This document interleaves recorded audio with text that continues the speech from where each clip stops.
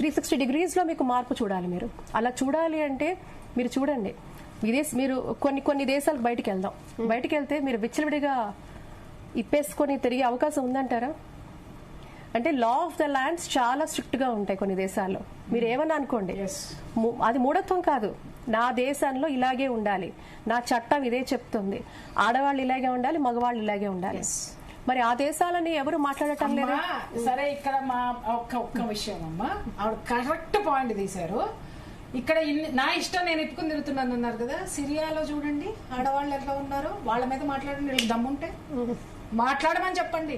చీర కట్టుకోమంటావా, ఏం మాట్లాడతావు శివాజీ అన్నారు. కరెక్టే, శివాజీ గారు తప్పు చేశారు, నిలబడదాం, ఏదన్నా పనిష్మెంట్ చట్టం చూసుకుంటుంది. సిరియాలో ఉన్న ఆడవాళ్ల పరిస్థితి ఏంటి, గల్ఫ్ కంట్రీస్ లో ఉన్న ఆడవాళ్ల పరిస్థితి ఏంటి మాట్లాడమను. ఈ రోజు మనం అందరం మాట్లాడుతున్నప్పుడు ముక్త కంఠంతో large representation, for example large representation of women, మాకు ఇది కావాలి అని ఖచ్చితంగా కేంద్ర రాష్ట్ర ప్రభుత్వాలకు we have to go for an appeal అండి.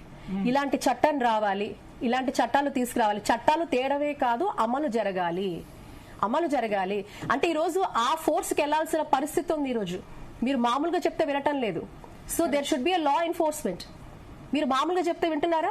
మీ 4 గోడల మధ్యలో మీరు బట్టలు ఎలా ఉంచుకుంటారు, ఏం వేసుకుంటారు, మాకు సంబంధం లేదు. మీరు బయటికి వచ్చినప్పుడు మాత్రం సభ్య సమాజంలో ఎలా ఉండాలి, దేర్ ఆర్ సర్టన్ నార్మ్స్. ఖచ్చితంగా దీనికి చట్టం ఉంది. న్యూడిటీ, అబ్సీనిటీని ప్రమోట్ చేయకూడదు, అబ్సీన్ గా మీరు బయట తిరగకూడదు. నేను చెప్పమంటారా, ఒక ప్రముఖ కాదు, ఒక కమర్షియల్ ఫర్నిచర్ షాప్ వాడండి, అన్ని టాయిలెట్స్ ముందు వాడు అమ్మాయిని అర్ధనగ్నంగా వాడు పోస్టర్ వేస్తాడు. ఆ ఒక్క ఫర్నిచర్ కి ఆడపిల్లకి ఏం సంబంధం నాకు తెలియదు, ఇప్పటికీ నాకు తెలియదు. ఫర్నిచర్ అందరం వాడుకుంటాం, అవునా, అందరం వాడుకుంటాం. కానీ అమ్మాయి అర్ధనగ్నంగా ఆ బొమ్మలు సిటీ మొత్తం ఉంటాయి. నాకు తెలిసి ఎంతో మంది అబ్బాయిలు ట్రావెల్ చేస్తూ బైకుల మీద వెళ్తూ అలా ఆ ఫోటోను చూస్తూ అలా వెళ్లి పడిన వాళ్ళని నేను చూశాను. అనేక సార్లు చెప్పడం కూడా జరిగింది. ఎందుకు తీయటం లేదు? డబ్బు, అధికారం, ఏదో ఒక పార్టీ అండదండలు. ఇన్ని లక్కునే ఉంది మన సిస్టమ్ లో. మీరు నేను ఈ రోజు మాట్లాడితే ఒక చర్చా వేదిక, ఈ చర్చా వేదిక ప్రతి నూక్ అండ్ కార్నర్ వెళ్ళాలి. Larger representation of women groups or women by itself. చట్టంలో మార్పులు తీసుకురావాల్సిన అవసరం ఉంది. మార్పులే కాదు, అమలు చేయాల్సిన అవసరం కూడా ఉంది. ఈ రోజు ఇప్పుడు మనం ఇన్ని సటిల్ సబ్జెక్ట్స్ అన్ని ఎత్తుకున్నాం. పబ్లిక్ రిప్రజెంటేటివ్స్ ఎంతమంది ఆడవాళ్ళు పబ్లిక్ రిప్రజెంటేటివ్స్ ఉన్నారు, వాళ్ళు ఏం చేస్తున్నారు, ఇలాంటివన్నీ మనం చట్ట రూపంలో కూడా లా ఎన్ఫోర్స్మెంట్ చుట్టుగా జరగాల్సిన అవసరం ఉంది. మామూలుగా మీరు నేను చెప్తే వినరు కదా, పోలీసు వాడు వస్తాడు అంటే భయపడతారు. సో అనసూయ గారు దీని మీద రియాక్ట్ అయ్యారు, ట్వీట్ చేశారు, అలాగే శివాజీ గారు కామెంట్స్ మీద మాట్లాడారు కూడా. జస్ట్ ఒకసారి ఆమె ఏమన్నారు చూద్దాం. ఇలాంటివన్నీ మనం చట్ట రూపంలో కూడా లా ఎన్ఫోర్స్మెంట్ మామూలుగా మీరు నేను చెప్తే వినరు కదా. దీని మీద రియాక్ట్ అయ్యారు, ట్వీట్ చేశారు, అలాగే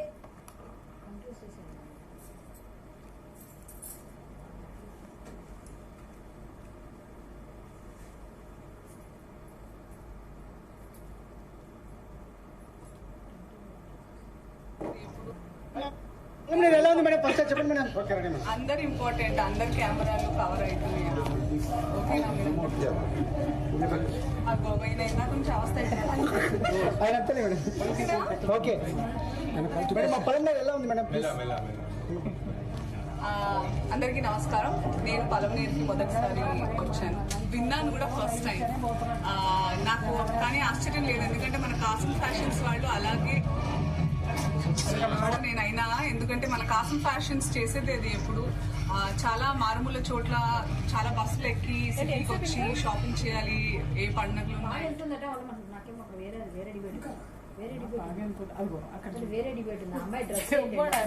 నా భర్తను తీసుకుని వెళ్ళగలుగుతానమ్మా అక్కడికి, నా కొడుకుని తీసుకుని వెళ్ళగలుగుతానమ్మా, నా తమ్ముడిని తీసుకుని వెళ్ళగలుగుతానమ్మా ఈ దరిద్రాలను చూపించడానికి. ఇప్పుడు ఆ మాల్కి పిలిచిన వాళ్ళు, పిలవని వాళ్ళు, షాపింగ్కి వెళ్ళిన వాళ్ళు ఎంతో మంది ఉంటారు, యువకులు ఉంటారు, కుర్రోళ్ళు ఉంటారు. వాళ్ళు ఆ హీరోయిన్ దగ్గరికి వెళ్ళి ఇంకా దగ్గరికి పోతే ఇంకేం చూడొచ్చు, లేకపోతే ఏ ఫోటో చాలా పర్సనల్, ఎవరికి ఏది నప్పితే అది వేసుకోవాలి. ఆయనకి ఇన్సెక్యూరిటీ ఉన్నట్టుంది, ఆయన ఎలా కనిపిస్తారు, అందుకే అలాంటి రెస్ట్రిక్షన్స్ అంతా ఉన్నట్టున్నాయి. ఎవరి ఇష్టం వాళ్ళది. ఆయన చెప్పినంత మాత్రాన మనందరం వింటామా ఏంటి, ఎవరిది వాళ్ళకే ఉంటుంది. But I personally feel dressing అనేది ఇట్స్ సమ్వన్స్ పర్సనల్. తిండి, బట్ట ఇవన్నీ మనకు నచ్చినట్టే ఉండాలి, అంతే కదా. మన కంఫర్ట్, మన ఇష్టం. మీకు నచ్చకుండా నేను బలవంతంగా పప్పన్నం పెడితే మీకు బిర్యానీ కావాలని ఉంటుంది, అలాంటిది ఏదైనా it's personal. So it's unfortunate that ఆయన ఐ ఫీల్స్ అంటే నేను సింపథైజ్ చేస్తున్నాను ఆయన మీద, దట్ ఆ మైండ్ సెట్ పాపం. ఎందుకంటే మళ్ళీ ఏ ఫిలింలో ప్రస్తుతం అయితే షూటింగ్ స్టార్ట్ అవ్వాల్సిన సినిమాలు ఫిబ్రవరి తర్వాతే ఉంది. అందుకే ఒక 3 months నుంచి నేను చక్కగా మీ అందరినీ పర్సనల్గా ఇలా కలవడానికి వస్తున్నాను.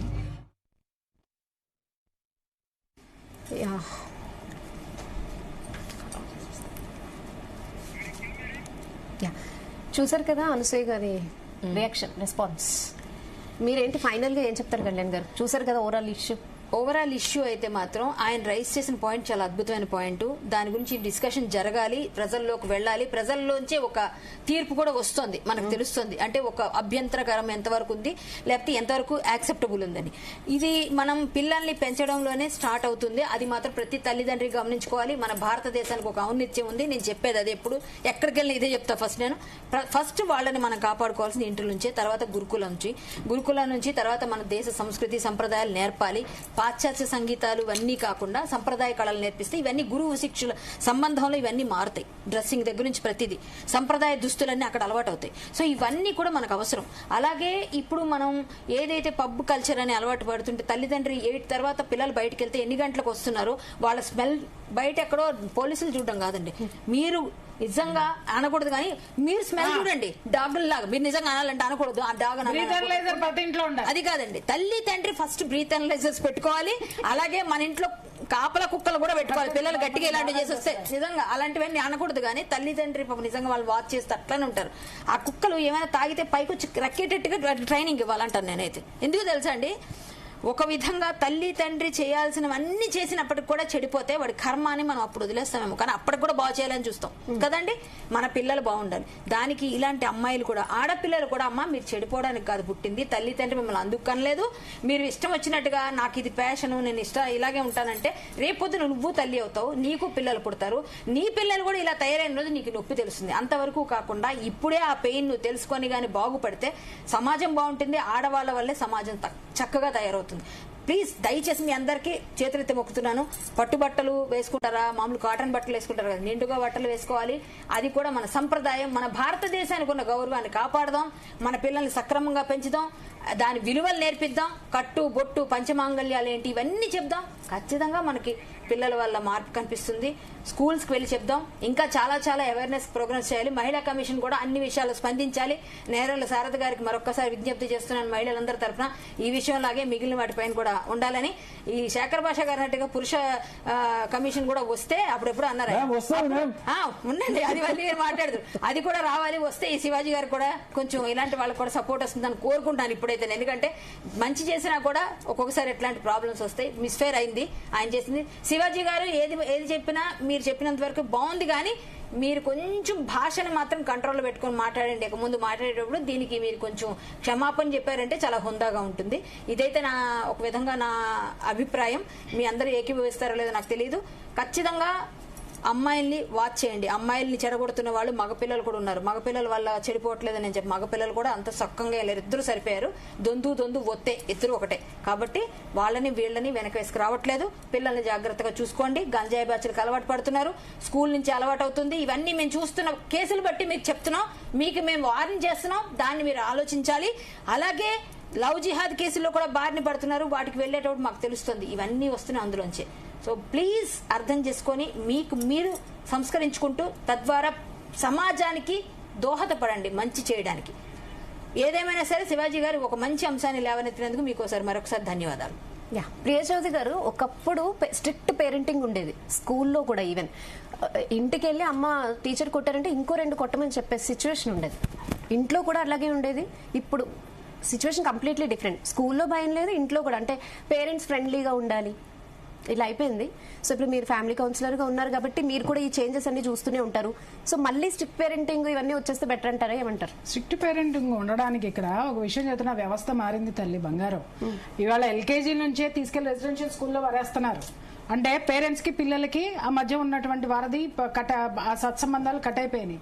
తర్వాత డిగ్రీ అయిపోగానే ఉన్న ఊరును వదిలేసి, అంటే చదువులకు ఒక ఊరు, చదువులు అయిపోయిన తర్వాత ఉద్యోగం కోసం ఇంకొక ఊరు, ఆ తర్వాత దేశాలు దాటిపోయిన తర్వాత వీళ్ళ మీద ఎక్కడ కంట్రోల్ ఉంది? ఎక్కడ కంట్రోల్ ఉంది? ఫస్ట్ ఇది ఆలోచించాల్సిన అవసరం. సెల్ఫ్ డిసిప్లిన్ అవసరం. సెల్ఫ్ డిసిప్లిన్ అవసరం అంటే ఏంటంటే ఉగ్గు పాలతోటే మన ధర్మం ఏంటి, మన సంస్కృతి ఏంటి, మన సంప్రదాయం ఏంటి అనేటటువంటిది ఖచ్చితంగా కన్న తల్లి నేర్పి తీరాలి. కన్న తల్లులకి తెలియకపోతే ఒక కాలేజీ పెడతాం, నేను ఆవిడ అందరం కలిసి ఆ కాలేజీకి వచ్చి జాయిన్ అవ్వండి. రోజు ఇదే పని పెట్టుకొని మీ అందరికీ చెబుతాం సంప్రదాయాలు, తర్వాత కల్చర్ ఏంటి అనేటటువంటిది. ఇది ఖచ్చితంగా ప్రతి ఒక్కళ్ళు ప్రతి పిల్లలకి నేర్పాలి. ఇప్పుడు తమిళనాడు వెళ్ళండి, ప్రతి ఇంట్లో ఉన్నటువంటి ఆడపిల్ల సంగీతం నేర్చుకుంటుంది, అంటే భరతనాట్యం నేర్చుకుంటుంది, కళలకు విలువిస్తారు. ఇక్కడ ఎక్కడ ఉంది చూపించండి మనకి. ఎందుకంటే చాలా తక్కువ అమ్మ. అక్కడ వాళ్ళు అది పారంపర్యం, ఆ సంస్కృతిని వాళ్ళు తీసుకుంటారు. మనం కూడా మన కట్టు బొట్టు వ్యవహారాలు కుటుంబం మెయిన్. ఇక్కడ కుటుంబం లేకపోతే నువ్వు లేకపోతే దేశం లేదు. అండర్స్టాండ్?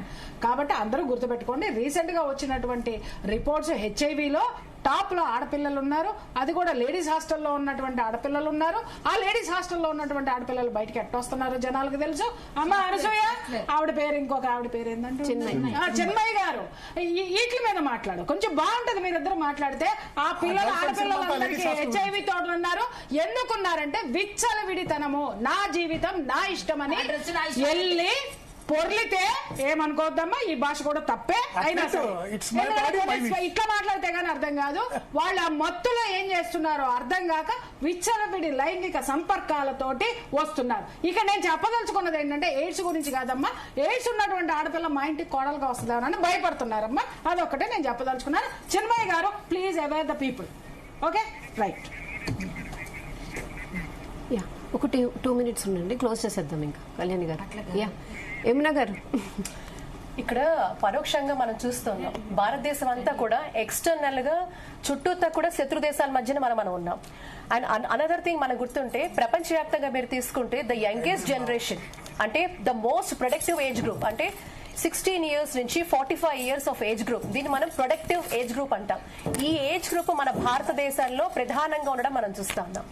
ఇలాంటి ఏదైతే ఒక దేశానికి సంబంధించి ఆ దేశ ప్రోగ్రెస్ కి దోహదపడే ఒక ప్రొడక్టివ్ ఏజ్ గ్రూప్ ఈ రోజు మనం చూస్తూ ఉంటే డిఫరెంట్ తీర్పుల వల్ల కూడా, అంటే ఈ మధ్య కాలంలో వచ్చిన అనేక judgements which are very unfortunate.